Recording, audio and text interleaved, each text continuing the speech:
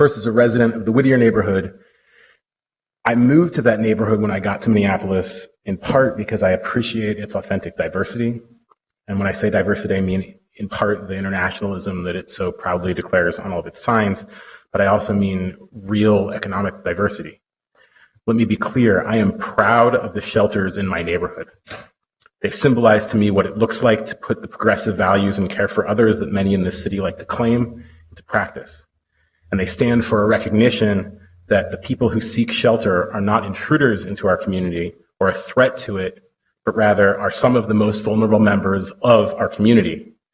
I support this amendment because it will affirm that historic commitment in my neighborhood and will make it more likely that other neighborhoods in Minneapolis whose residents share Whittier's values will be able to provide similar services. The work that shelters do is hard. Shelters that provide emergency services have to hustle to stay open. And even as they literally work to help members of our community survive the winter, they must also constantly fight to justify their existence to people who see them as threats to property value and development projects.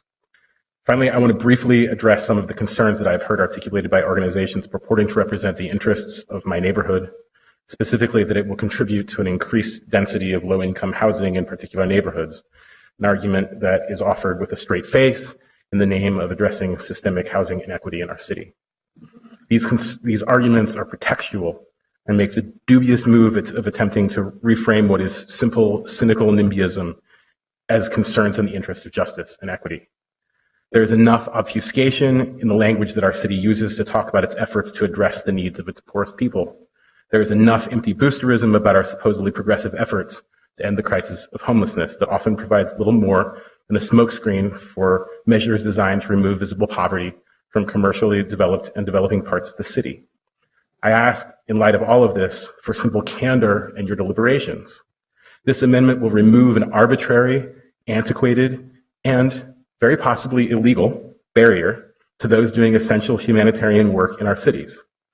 While we continue the very important and difficult work of addressing structural inequity in housing and other areas, there continues to be a crisis on the streets every day, and that crisis needs to be managed. This amendment is not about how we will solve the bigger problems. It is about how we manage the crisis. Please don't make saving lives every day any harder than it has to be. Thank you, Council Members Bender and Gordon, for your leadership.